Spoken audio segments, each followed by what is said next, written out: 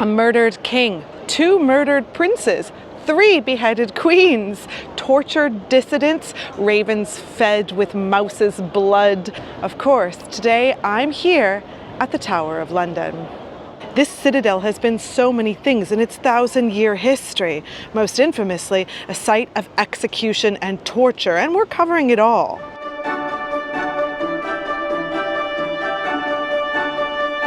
I'm Jessica, the Museum Guide, and today we are visiting His Majesty's Fortress, the Tower of London. The Tower of London is one of the most famous tourist attractions in the world, but it is so much more than that. It's a former royal palace. Technically, it still is one, and home to the crown jewels, as well as more than a dozen different little museums and exhibitions, including many that focus on torture, imprisonment, murder, and execution. And today, we'll be speaking about all of these grim and grisly topics. The first versions of the tower were built in 1067 by the newly crowned King William I, aka William the Conqueror, to quote, overawe the residents of the adjacent city of London. The White Tower housed its first prisoner in the year 1100, Ranulph Flambard, who also became the tower's first escapee. Now, I speak more about him in a video I released 2 weeks ago. See, today's video is part 4 in a 4-part series of Tower of London videos. The first was all about the oddities and weird things at the tower, and the second was about the oldest museum in England, the White Tower, and its line of kings display. And you'll find the 4th and final video about St. Peter ad Vincula, with more information about where all of these people are buried, over on my Patreon channel. If you're new to my channel, welcome. I'm delighted to have you here, and I hope that you choose to stick around, like, comment, subscribe, and all that stuff. If you're a regular viewer, I really think that you'll enjoy my Patreon channel. You'll find an interview that I recently did with Margot Moore, a fellow tour guide and YouTuber over on Crown and Kingdom. She used to live here at the Tower of London, and she tells me all about her experiences. That's available for all my Patreon members, even at the free level. Just click the link below. On Patreon, I release at least 1 extra video tour every month, and you'll also get access to my extensive archive with more than 24 exclusive videos and bonus content. Plus, an invitation to my annual in-person free Patreon-only tours. I hope to see you over on Patreon. For today's video, we are actually starting across the street from the tower, over on Tower Hill, itself an infamous site of execution. Let's go. Many people associate the Tower of London with torture and execution, and that's fair. I mean, a fair few heads did roll at the tower, and it's a reputation that they really trade on today. But fewer than 24 people were actually executed within the walls of the tower. Usually when you hear about people being executed at the tower, they were actually executed right where I'm standing right now, at Tower Hill. An estimated 125 individuals lost their lives on this spot. The tower itself was reserved for individuals of high rank or who possessed popular support. You had to be royal or pretty darn close to it to get the luxury of a beheading within the fortress walls. But what about the others? Not good enough for the Tower of London, but too good for the hanging tree at the Tyburn or Smithfield. Well, you might be executed here. From the 15th century to 1747, a scaffold would be erected when needed. The final execution that took place here was of Simon Fraser, 11th Lord Lovat, a supporter of the Stuart family's right to the throne. We've got people on this memorial whose names date to the Peasants' Revolt in 1381, which we'll talk about later, the Wars of the Roses, the English Reformation, and the Jacobite Uprising. Famous Tudor names are here too, like Edward Seymour, Thomas Cromwell, and Thomas More, as well as a mention of Charles II's son, James, the Duke of Monmouth.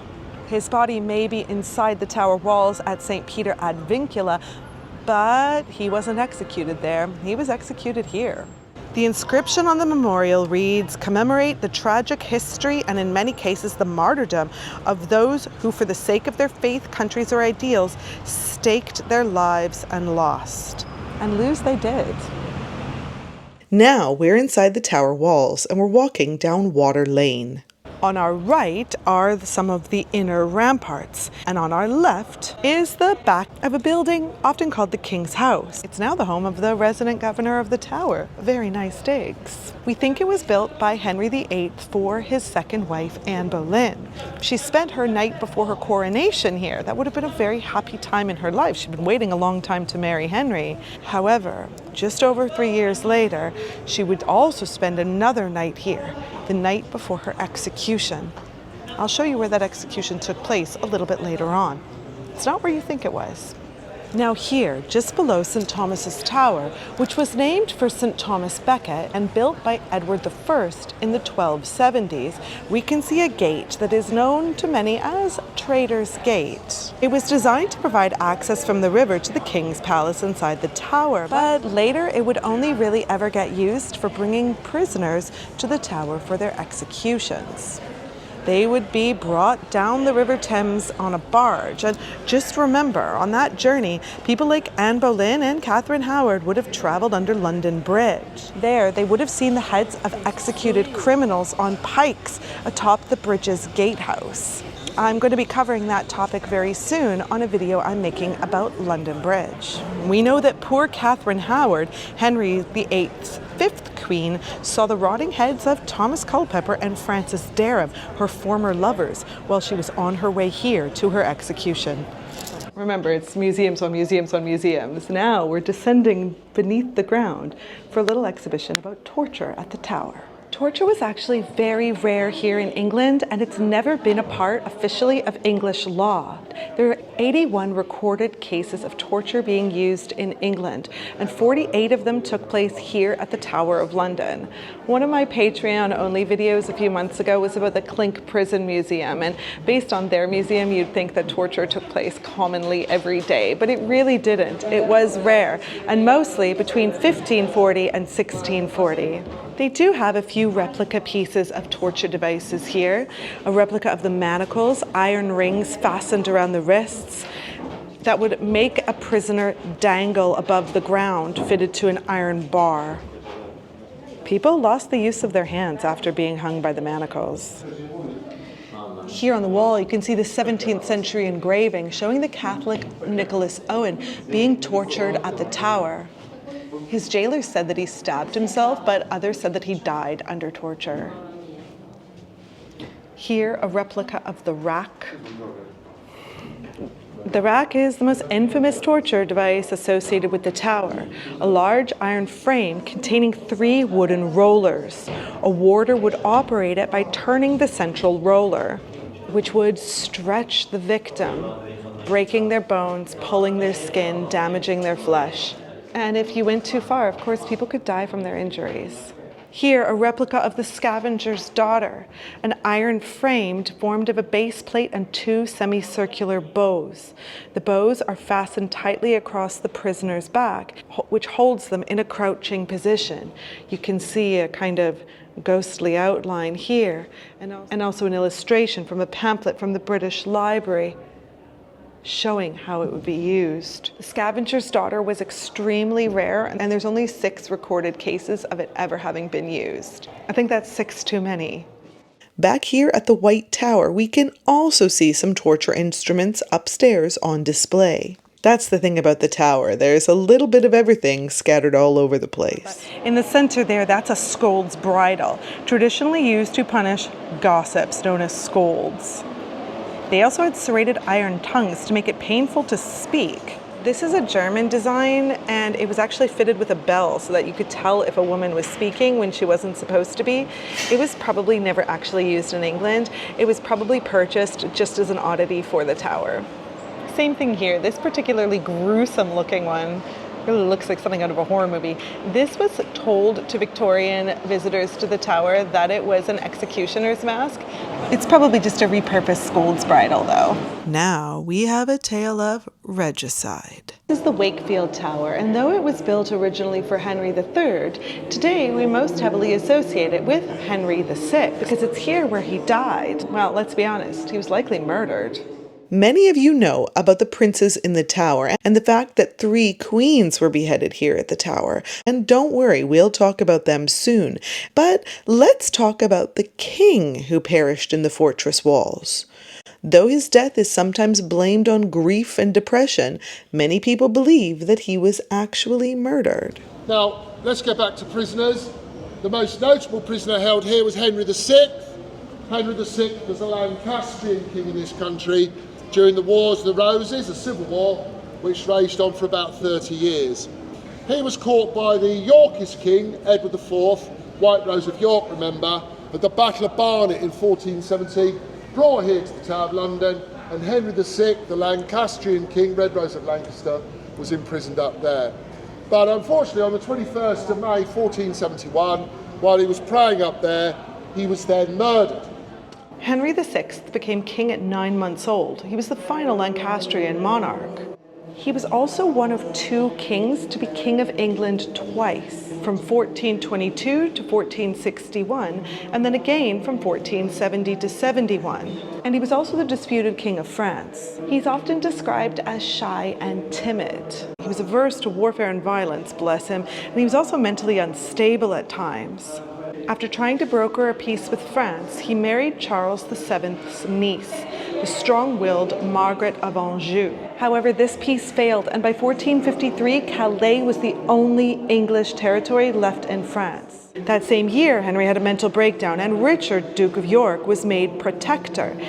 Just as Henry was recovering in 1455, civil war kicked off between the Yorkist and the Lancastrian factions, and Margaret, Henry's queen, took a bold role as the champion of the Lancastrian cause. By 1461, Edward IV seized the throne. And even though Margaret continued to lead a resistance against him, his forces captured Henry in 1465 and imprisoned him right here. This here was his private chapel. You can hear the recording of how him praying may have sounded. After a number of battles in 1470, Henry was restored to the throne, but Edward retook power in 1471. Talk about whiplash! And then Edward killed Henry's only son in battle. And he imprisoned Henry once again, right here. Having, quote, lost his wits, his 2 kingdoms, and his only son, Henry died while praying right here in 1471.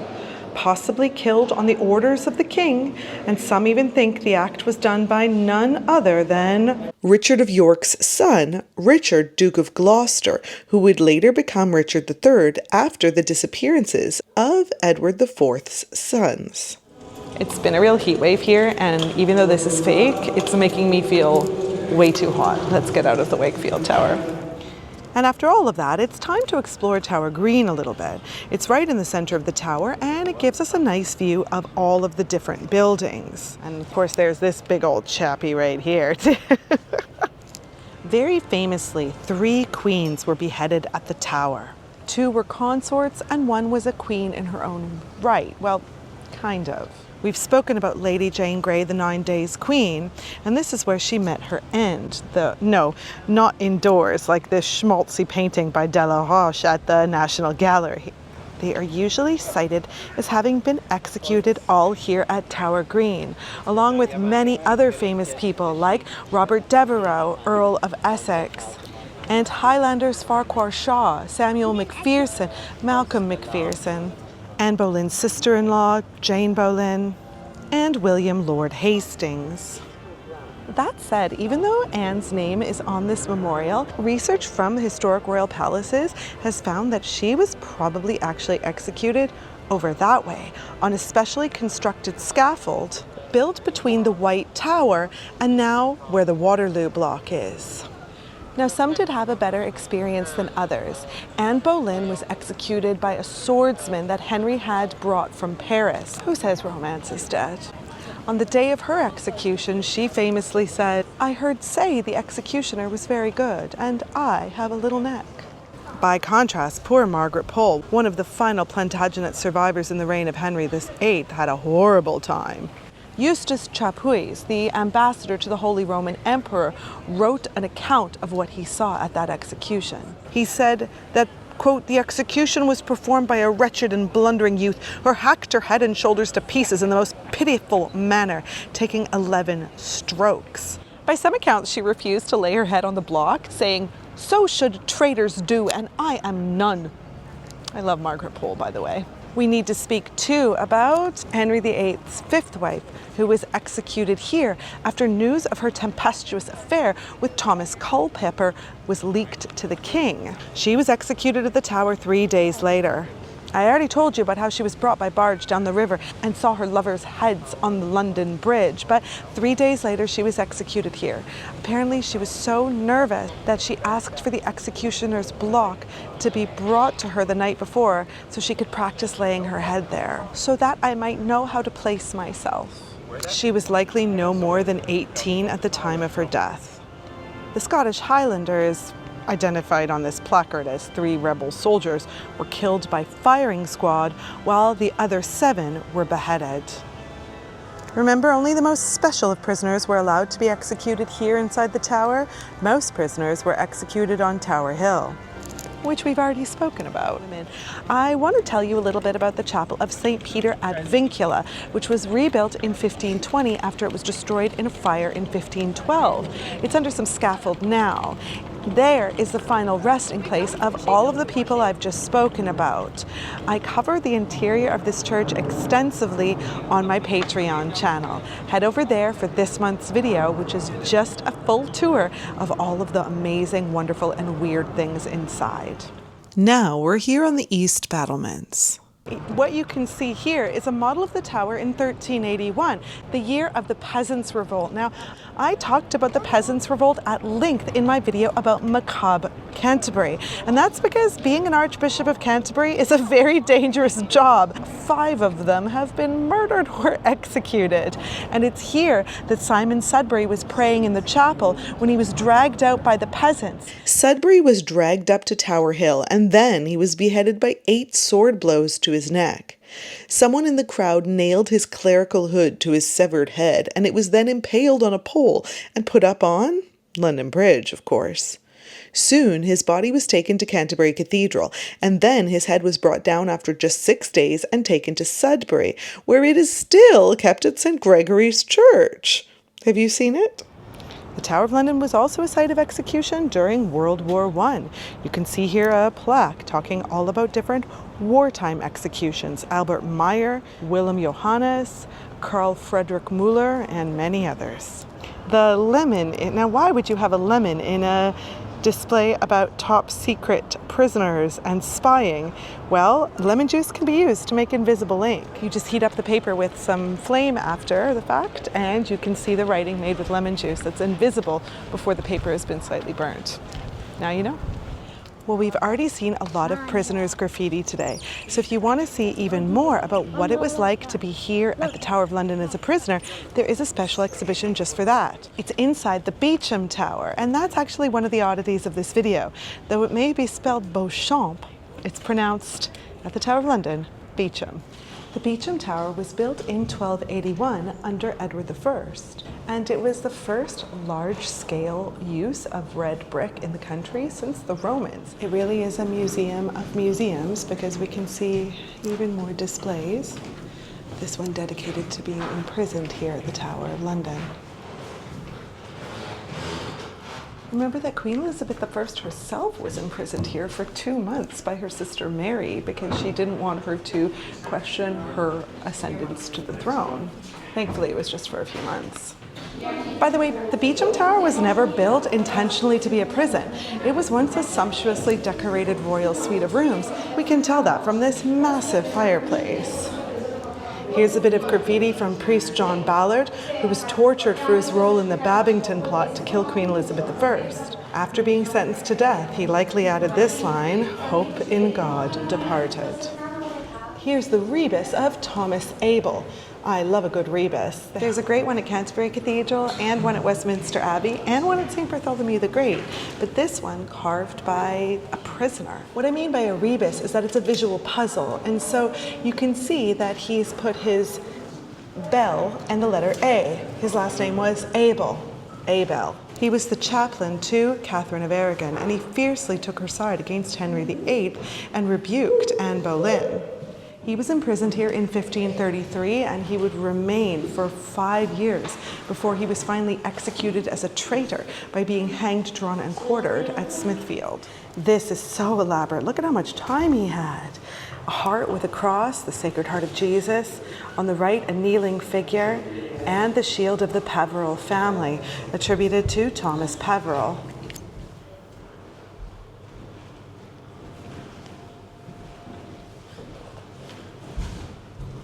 Look at all of this detailed graffiti. Thomas Rupert with a corpse, like a memento mori type thing. This quote-unquote close prisoner held in solitary confinement for 8 months, 32 weeks, 224 days, and then counts it down in hours. Another one by Thomas Peveril here. And just look at how beautiful this one is from the Gifford family shield. Just look at the little hand in the center there. This is one of the most famous here from John Dudley, the Earl of Warwick. He was imprisoned with his entire family for making Lady Jane Grey queen. This was probably carved by an artist in his family, each flower representing a Dudley brother, including gillyflowers for Guilford, Jane's husband, who was executed, as we've already found out. Look at this kneeling figure here. Yet another very elaborate bit of graffiti attributed to Thomas Peveril. Here we see some unusual graffiti that spells out Jane, using an archaic J that looks like the letter I. Lady Jane Grey is known as the 9 Days Queen, infamously executed here at the Tower. She took the throne after the death of King Edward VI, her cousin, at the age of 15. He wanted her to take the throne in order to stop his Catholic half-sister, Mary, from doing just that after his death. She would have threatened the relatively new Church of England, which was only 20 years old. But Jane only lasted 9 days before the courts and wider population turned against her in favor of Queen Mary. She was never actually here at the Beauchamp Tower. She was instead imprisoned at the gentleman jailer's apartments, also known as Partridge's house. But from those rooms, she would have watched her husband, Guilford, being led out of Beauchamp Tower onto Tower Green to face his execution. And she would have also witnessed his headless body being returned. Tradition has long stated that this graffiti was done by Guilford Dudley. However, some historians believe that graffiti was done by supporters of Jane or even her father-in-law, the Duke of Northumberland. We do know Guilford was fond of carving here. His family's coat of arms is really impressive. Now let's make our way to the Bloody Tower, originally known as the Garden Tower. We have a few interesting things to talk about inside this tower, most notably Sir Walter Raleigh and the 2 princes. The boys are declared illegitimate by Parliament and brought to the Tower of London, and they lived in the tower behind it, now known as the Bloody Tower, although it was originally constructed in the early part of the 13th century during the reign of Henry III. It was known as the Garden Tower. It became known as the Bloody Tower, probably in the later Victorian period. Nobody comes to the tower to see the Garden Tower, but the Bloody Tower, they'll pay money for that. Let's start with the princes. They are connected to our story of Henry VI, who was murdered, potentially, in his chapel. Remember, after Henry VI's death, the crown was taken by Edward IV. Remember him, the king whose reign ping-ponged back and forth with Henry VI. Edward's eldest son was to be King Edward V. He and his brother were then held here. And their uncle, Richard, Duke of Gloucester, who would later become King Richard III, he supposedly wanted to keep them safe before young Edward's coronation. However, before this could take place, the boys were declared illegitimate because their father, King Edward IV, had supposedly promised to marry another woman, Lady Eleanor Butler, and this made his later marriage to Elizabeth Woodville bigamous, and the children were therefore illegitimate. Seems a bit convenient. However, once the boys were here in the tower, they were never seen or heard from again, and many believe that Richard III ordered for them to be murdered so that he could seize the crown without competition. I mean, look here at some of his posthumous portraits. Look how weaselly and cruel he looks. He probably killed them and Henry VI, right? Well, remember, history and portraits are decided by the winners. Richard's posthumous reputation was shaped by Tudor attitudes towards him. It's also worth noting that there has always been a vocal minority of Richard III supporters who champion his innocence in the case of the vanishing princes. What do you think? We can all agree that the supposed murder of the princes in the Tower has become a fundamental part of Tower lore. But of course, this is all circumstantial and we don't really know what happened to them yet, because a few centuries later, in 1674, workmen at the Tower of London discovered a wooden box containing 2 small human skeletons. Many believe that these bones are likely those of the young princes, but of course, we simply don't know. King Charles II had these bones buried in Westminster Abbey, where they remain, and monarchs have been reluctant to have them disturbed and tested to prove their validity. Other old children's bones have also been discovered, some of which are at Windsor, which could equally be the princes. Maybe Charles III will do us old royal crime junkies a favor and agree to have them DNA tested. Now, the Garden Tower, or Bloody Tower's other most famous resident is Sir Walter Raleigh. It was here that he was imprisoned with his family and had this lovely garden. Walter Raleigh was a true Renaissance man, a famous explorer, soldier, sailor, courtier, and poet, including writing the history of the world, a poem he wrote while imprisoned right here. After organizing and financing a number of North American expeditions and acting as a leading proponent of the colonization of America, he attempted unsuccessfully to find the mythical El Dorado gold in South America. Though he was at times a loyal friend to Elizabeth I, his reckless behavior and secret marriage to lady-in-waiting Bess Throckmorton displeased her, and he landed in the Tower 3 times. During his long time here, he was a prisoner of high status, and he was granted access to a courtyard where he cultivated a small garden that he used for exercise and to grow exotic plants for his medicinal potions, such as Raleigh's herbal elixir. His devoted wife, Bess, and his son, Walter, and 3 servants were allowed to join him, and his second son, Carew, was born here in 1605. His birth is recorded in the ledger at St. Peter ad Vincula. During the reign of James I, he was sentenced first to death, and then it was reduced to life imprisonment. He served the next 13 years here before being implicated in the main plot against James I, and he finally met his end when he was executed for treason at Westminster Palace in 1618. After his death, Bess Throckmorton carried his dried-out head in a velvet bag tied around her waist for 30 years. During his imprisonment, he received many visitors, including the king's son, Henry, Prince of Wales, who said, "Only my father would cage such a bird." The video really reminded me of The Ring. This lovely little garden has been curated by the Tower of London to feature some of the plants that Sir Walter Raleigh used in his famous cordial. Even while he was imprisoned, he became famous for treating patients, including the royal family. Now remember, the very bottom of the Tower of London was used as a prison and even kind of a dungeon, and it's here that some prisoners would be held. They've got a very tiny display about execution here, talking about Robert Devereux, the 2nd Earl of Essex. He was one of Queen Elizabeth I's favorites, and he was the last person to be beheaded inside the Tower walls. Found guilty of treason, a scaffold was built on the parade ground just outside this building. It took 3 blows to take his head off. This is an executioner's axe from the 16th century, but it's not likely the one that actually executed Devereux, nor is this the execution block. This one is oak, and it's thought to have been prepared for the execution of Simon Fraser, the Lord Lovat, which was on Tower Hill in 1647. Look at the deep cuts at the top of the block. Here is an executioner's sword. We know Anne Boleyn was not executed with an axe, but instead with a sword, considered more merciful than the axe. Now, do we have time for an honorable mention? I think we do.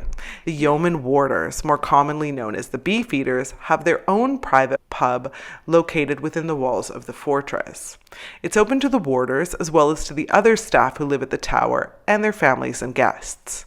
The pub is called the Keys, named for the ceremony of the keys, of course, but often just called the Yeoman Warders Club. And while I have friends and fellow guides who have actually lived in the Tower walls and imbibed at the Keys, I don't have any footage of the macabre object that deserves to be listed on this tour. On one of the walls of this most exclusive pubs hangs an executioner's axe and a sign that used to mark the site of the executioner's scaffold. And of course, this being the Tower, the axe was likely used at some point, though there's no record of whose head it may have lopped off. Well, that's the end of our tour. I really hope you found it interesting to see the sites associated with torture, imprisonment, murder, and execution here at the Tower. And I'll see you the next time I'm at the museum.